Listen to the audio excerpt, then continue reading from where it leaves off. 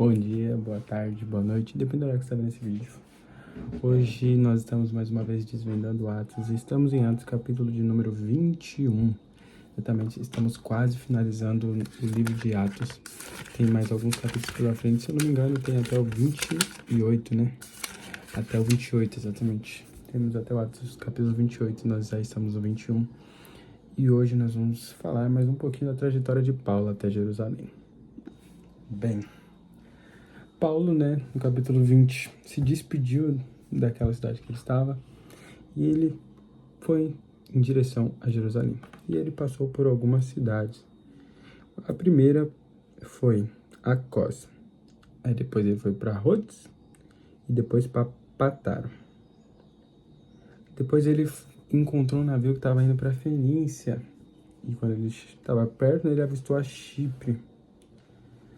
Depois de Chipre foi para Síria. E passou por mais algumas cidades. Não vou citar todas porque não faz tanto sentido, né?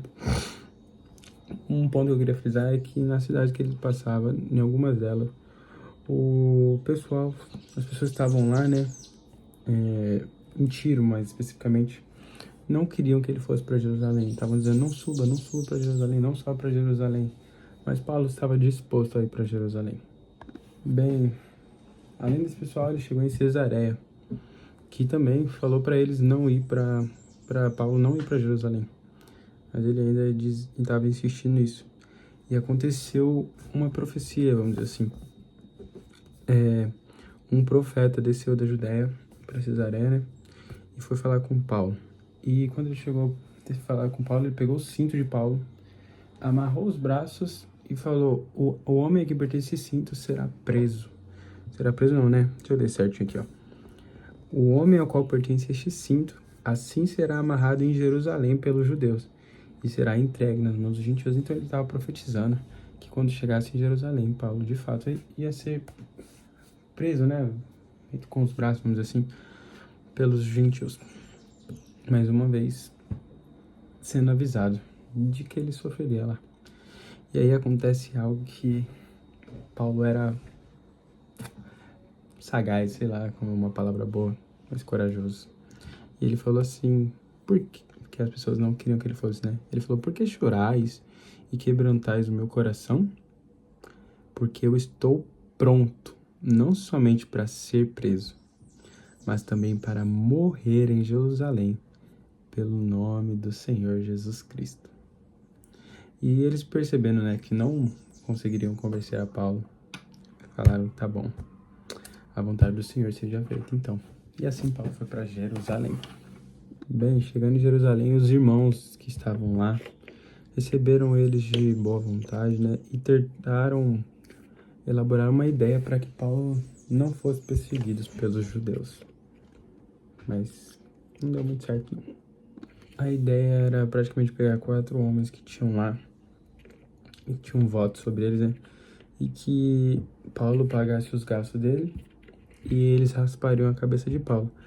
Aí, as notícias que haviam chegado acerca de Paulo, de que ele estava pregando contra a lei de Moisés, né? De circuncidar também, que não precisava mais, seriam falsos por ele ter raspado a cabeça. Porque raspar a cabeça provavelmente era um ato da época, né? De que estavam cumprindo a lei. Aí as pessoas escreveriam uma nova lei, né? De que, tipo, não observassem essa circuncidação, no caso, né? Somente que não oferecesse coisa aos ídolos e sangue, né? E da fornicação também. Então, tentariam cancelar, entre aspas, né? O que Paulo tinha ensinado. Bem, até um certo momento deu certo. Mas quando o 7º dia estava para se cumprir, os judeus da Ásia se alvoroçaram e, vendo a Paulo no templo, conseguiram agitar toda a multidão. Lançaram mão deles. Lançaram mão de Paulo. E mais uma vez, Paulo apanhou, né? Foi machucado, né? Por amor a Cristo. O pessoal da corte ficou sabendo e então correram, junto com o centurião, né? Correram e chegaram a Paulo. Quando o pessoal viu os soldados e o centurião chegando, né?